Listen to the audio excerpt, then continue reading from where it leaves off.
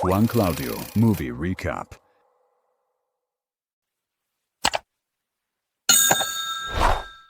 Ano ang gagawin mo kung ma-realize mo na ang mismong tao na pinagkakatiwalaan mo ang magpapasok sa iyo sa impyerno? Si Rose, mukhang perfect na girlfriend, pero ang pamilya niya may kakaibang obsession sa mga itim. Sa simula, mukha lang silang awkward. Pero kapag nalaman mo ang totoong dahilan kung bakit nila gustong panatilihin si Chris sa bahay nila, siguradong tatayo ang balahibo mo. Ito ang psychological horror and thriller film na Get Out. Gabi na habang naglalakad ng mag-isa si Andre at nakikipag-usap sa telepono. Pagkababa niya ng tawag, napansin niyang may kotseng sumusunod sa kanya, kaya mabilis siyang naglakad pabalik sa kabilang direksyon. Biglang may isang lalaking nakatambang at nakatagong naka-helmet ang sumagpang sa kanya mula sa likod at pinatumba siya. Pagkatapos noon, isinilid si Andre sa trunk ng kotse. Samantala, nag-iimpake naman ang photographer na si Chris at ang kasintahan niyang si Rose para sa isang biyahe.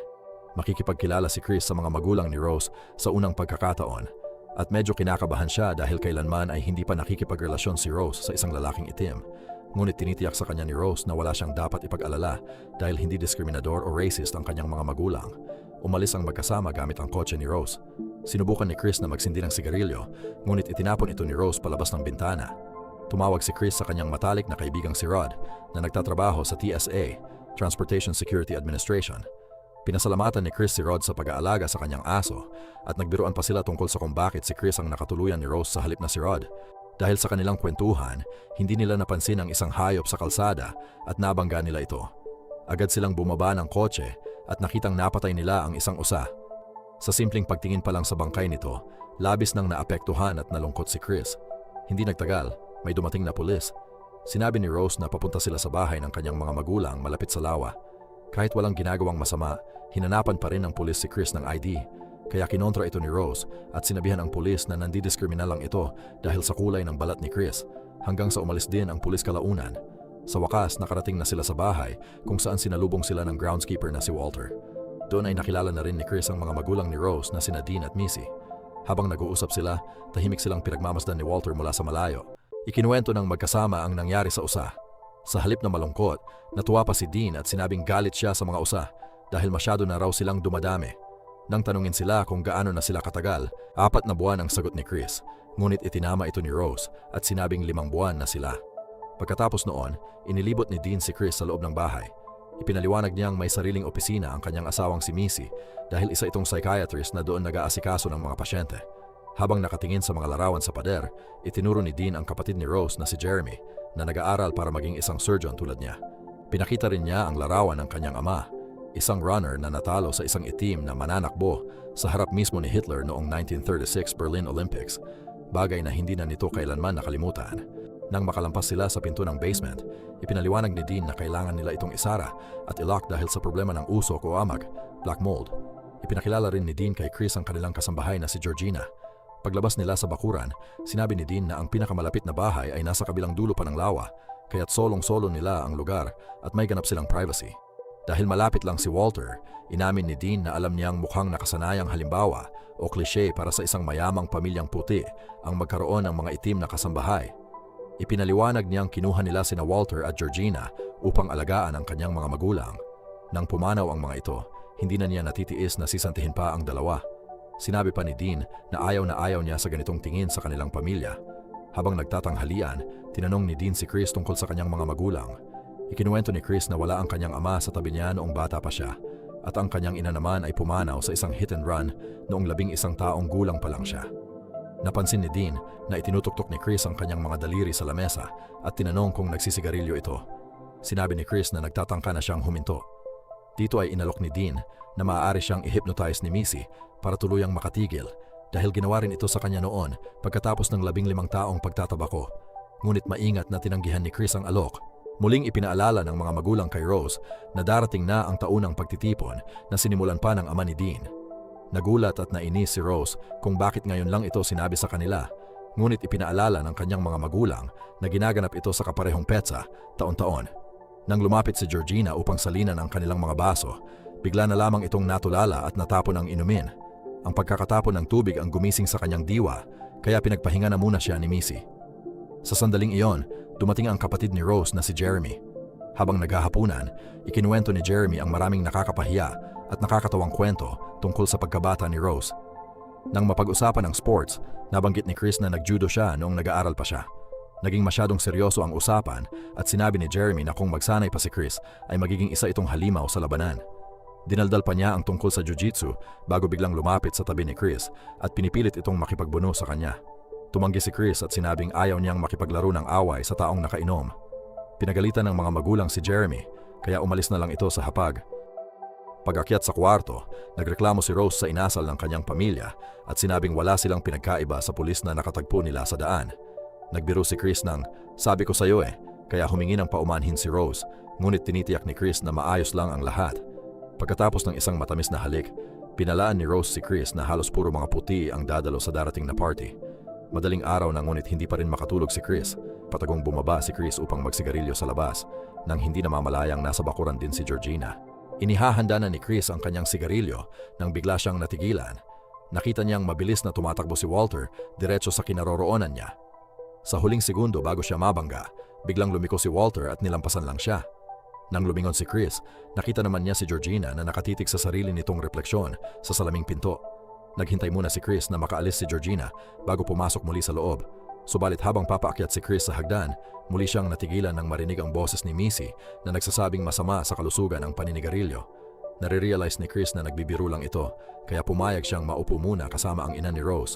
Pagkatapos ay sinimulang ipaliwanag ni Missy ang kanyang mga teknika sa hypnosis, kung saan gumagamit siya ng isang punto na pagtutuunan ng pansin upang dalhin ang isang tao sa estado ng mas mataas na pagsunod at pagiging madaling maimpluwensyahan. Habang nagsasalita, tuloy-tuloy niyang hinahalo ang kanyang tsaa gamit ang kutsara at itinatanong kay Chris kung nasaan ito noong mamatay ang kanyang ina. Noong una ay ayaw nitong magsalita, ngunit mas binilisan pa ni Missy ang paghalo sa tsaa. Nagsimulang magkwento si Chris na nanonood lang siya ng telebisyon noong araw na pumanaw ang kanyang ina. Biglang naluha si Chris at napakapit ng mahigpit sa upuan hanggang sa ma-realize niyang hindi na niya maigalaw ang kanyang katawan. Sinabi ni Missy na nakakaramdam si Chris ng matinding guilt o pagsisi sa pagkamatay ng kanyang ina at bigla itong nag-utos na lumubog sa sahig. Sinubukan ni Chris na lumaban, ngunit dahan-dahan siyang lumubog sa upuan, na tulad din ang nangyari sa kanyang nakababatang sarili sa kanyang alaala. Dinala ng hypnosis si Chris sa isang estado ng pag-iisip kung saan nararamdaman niyang lumulutang siya sa kalawakan. Tinawag ito ni Missy na The Sunken Place bago ipinapikit ang kanyang mga mata. Ngunit sa sandaling iyon, biglang nagising si Chris sa kanyang kama.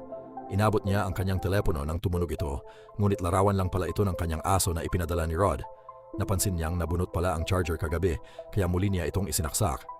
Mamaya-maya, naglakad-lakad si Chris sa gubat upang kumuha ng mga litrato. Sa kanyang pagbabalik, nakita niya si Georgina sa bintana habang inaayos ang buhok nito.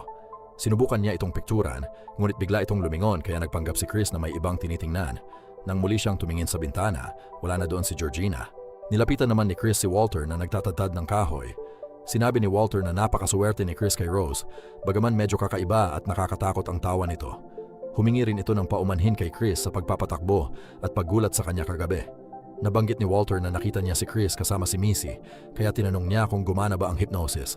Dahil nababahala at medyo kinikilabutan, nagpalusot na lang si Chris at sinabing wala siyang maalala dahil marami siyang nainom pagkatapos noon. Hinanap ni Chris si Rose at sinabi nitong mukhang na-hypnotize nga siya ni Missy. Kahit hindi na niya maalala ang eksaktong nangyari, nagtataka siyang bigla na lang siyang nadidiri sa amoy at ideya ng sigarilyo. Nang dumating na ang oras ng party, ipinakilala ni Rose si Chris sa mga panauhin. Ngunit halos lahat ng mga ito ay may mga nakakairita at hindi magagandang komento tungkol sa kanyang lahi. Isang matandang mag-asawa ang nagbanggit na paborito nila si Tiger Woods. May babae namang humawak sa braso ni Chris at nagtanong ng bastos na bagay tungkol sa mga lalaking itim, habang sinabi ng isa pa na uso raw ngayon ang pagiging black. Para makaiwas sa nakailang na usapan, naging busy si Chris sa pagkuha ng litrato. Doon ay nakakita siya ng isa pang lalaking itim na nagngangalang Logan. Ngunit tulala at walang emosyon si Logan. Nang mag-alok si Chris ng fist bump, pilit at awkward lang na nakipagkamay sa kanya si Logan bago umalis. Pagkatapos, nakilala ni Chris ang bulag na gallery owner na si Jim. Pinuri nito ang mga kuha ni Chris at sinabing napakatotoo ng mga ito. Dating photographer din si Jim bago ito nabulag. Nang pumasok muli si Chris sa bahay, biglang tumahimik ang lahat at pinakinggan ang bawat hakbang niya papunta sa kwarto. Sa kwarto, nadiskubre ni Chris na nabunot na naman ang charger ng kanyang telepono. Hinala niya ay si Georgina ang gumawa nito dahil ayaw nito sa kanya. Tinawagan din ni Chris ang kaibigang si Rod para ikwento ang kakaibang kilos ng mga tao.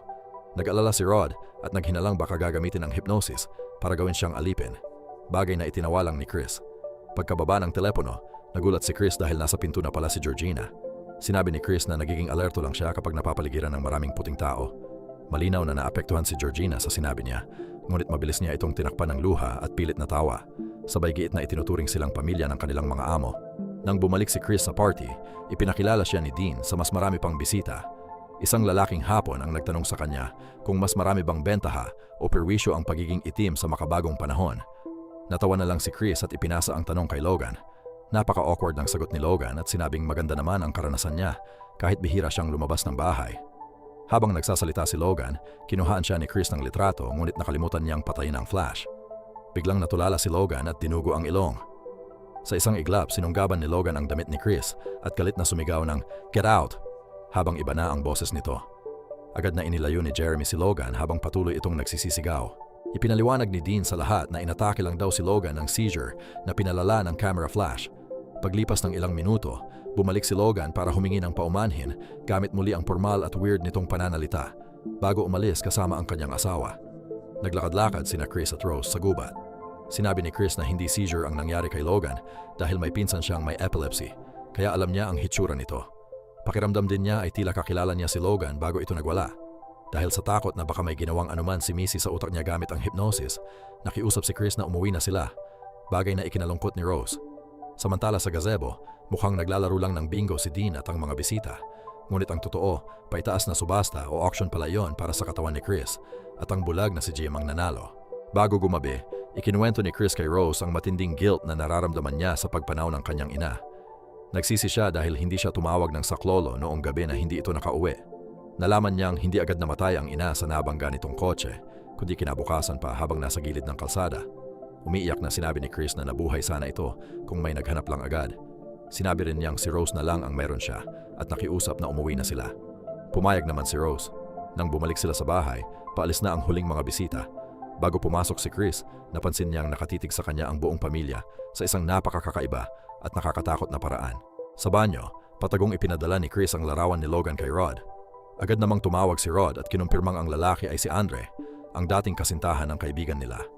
Muling nagbabala si Rod na ginagamit ng pamilya ang hypnotism para gumawa ng alipin, ngunit biglang naputol ang tawag. Nataranta si Chris at sinabihan si Rose na kailangan na nilang umalis. Habang naghahanap ng susi si Rose, nakakita si Chris ng kahon ng mga lumang litrato kung saan kasama ni Rose ang iba't ibang ex nitong itim, kabilang sina Georgina at Walter. Bumaba sila sa hagdan pero hinarangan sila ni Jeremy. Sumigaw si Chris kay Rose para sa susi, ngunit biglang naging seryoso ang mukha ni Rose. Hawak pala niya ang susi sa simulat sa pool at ayaw niya itong ibigay. Sinubukan ni Chris lumaban, ngunit pinatunog ni Missy ang kanyang tasa ng tsaa at muling pinalubog si Chris sa sunken place. Kinaumagahan, nagising si Chris na nakatali sa upuan sa basement. Bumukas ang TV at ipinalabas ang video ng lolo ni Rose. Dito nalaman ni Chris ang totoong plano. Ginagamit sila sa isang operasyon na tinatawag na coagula, kung saan inililipat ang utak ng isang puti sa katawan ng isang itim para makuha ang lakas nito. Ginagamit lang pala si Rose para maghanap ng mga bagong biktima. Pagkatapos ng video, hinalo uli ni Missy ang tsaa at muling nawala ng malay si Chris. Samantala, sinusubukang tawagan ni Rod si Chris, ngunit hindi ito sumasagot. Hinalukay ni Rod ang tungkol kay Andre sa internet at natuklasang 6 na buwan na pala itong nawawala. Agad siyang pumunta sa pulisya, dala ang larawang kinuha ni Chris at ipinaliwanag ang kanyang teorya tungkol sa hypnotized slaves. Ngunit pinagtawanan lang siya ng mga investigador. Dahil dito, tinawagan ni Rod si Rose. Nang sabihin niyang wala siyang balita kay Chris, nagpanggap si Rose na sobrang nag-aalala at sinabing 2 araw nang umalis si Chris. Naghinala si Rod na nagsisinungaling ito kaya patago niya itong inire-record habang nagtatanong tungkol sa hypnosis. Ngunit binaliktad siya ni Rose at inakusahang tumatawag lang dahil may gusto ito sa kanya. Kaya sa gulat at inis ni Rod ay mabilis nitong ibinaba ang telepono. Sa basement, muling nagising si Chris at nagplay ang isa pang video kung saan lumabas si Jim upang ipaliwanag ang operasyon. Ipinaunawa nitong kapag naisalin na ang kanyang utak sa katawan ni Chris habang buhay nang makukulong si Chris sa sunken place. Nagtanong si Chris kung bakit mga taong itim ang biktima nila at sinabi ni Jim na gusto ng mga tao na maging mas mabilis at malakas, bagamat wala siyang pakialam sa lahi ni Chris kundi sa mga mata lang nito upang makakita muli. Nang matapos ang video, napansin ni Chris na sa sobrang pagkakakalmot niya sa upuan ay lumabas na ang bulak nito. Nang muling patunugin sa TV ang tunog ng tasa, nagpanggap na lang na nawalan ng malay si Chris. Maya-maya, nakahiga na si Jim sa surgical table habang sinisimulan na ni Dean na hiwain ang ulo nito. Nang kalagin ni Jeremy ang mga tali ni Chris, bigla itong binatukan ni Chris ng bola ng billiards hanggang sa ma-knockout. Lumalabas na ginamit pala ni Chris ang bulak mula sa upuan upang takpan ang kanyang mga tainga para hindi siya tabla ng hypnosis. Nang marinig ni Dean ang ingay, lumabas ito ng operating room, ngunit agad itong sinaksak ni Chris gamit ang sungay ng nakadisplay na ulo ng usa. Sa pagbagsak ni Dean, nakatabig ito ng kandila na naging dahilan ng pagkalat ng apoy sa paligid. Mabilis na pumunta si Chris sa kusina upang kunin ang kanyang telepono. Pagkakita sa kanya na may dugo, mabilis na tumakbo palayo si Georgina. Nagmadali rin si Missy na kunin ang kanyang tasa ng tsaa, ngunit naunahan siya ni Chris at binasag ito. Sinubukan siyang saksakin ni Missy gamit ang kutsilyo, ngunit kahit nakabaon na ang talim sa kanyang palad, nagawang baliktarin ni Chris ang kutsilyo at patayin si Missy. Handa nang tumakas si Chris, ngunit hinarangan at sinakal siya ni Jeremy sa may pinto. Sa gitna ng kanilang pagbubuno, sinaksak ni Chris ang hita ni Jeremy at paulit-ulit na tinapakan ang ulo nito hanggang sa mapatay, saka kinuha ang mga susi ng sasakyan. Samantala sa itaas, walang kaalam-alam si Rose habang nakikinig ng musika sa kanyang headphones at naghahanap na ng kanyang susunod na biktima sa internet. Nang sumakay si Chris sa kotse ni Jeremy, nakakita siya ng helmet sa passenger seat, isang patunay na si Jeremy pala ang dumukot kay Andre. Habang nagmamaneho palayo, tumawag si Chris sa 911, ngunit sa pagkaka-distract niya ay nabangga niya si Georgina. Dahil sa sigaw nito, naalarma si Rose sa labas. Ang pagkahandusay ni Georgina ay nagpaalala kay Chris sa pagkamatay ng kanyang ina, kaya binuhat niya ang walang malay na si Georgina at isinakay sa kotse. Sa sandaling iyon, lumabas si Rose mula sa nasusunog na bahay at sinubukang barilin si Chris, ngunit nakalayo na ito. Pabulong na binanggit ni Rose ang salitang grandma, isang pagbubunyag na sina Georgina at Walter ay ang kanya palang mga grandparents na nasa loob na ng mga bagong katawan. Nang magising si Georgina, galit nitong sinabi kay Chris na sinira niya ang kanilang bahay, saka ito inatake. Dahil dito, bumangga ang kotse sa puno at pareho silang nawalan ng malay. Nang magising si Chris, patay na si Georgina. Biglang winasak ng isang putok ng baril ang side mirror, kaya mabilis na bumaba si Chris at pilit na gumapang palayo habang patuloy siyang pinaputukan ni Rose. Sumugod si Walter at itinumba si Chris sa lupa.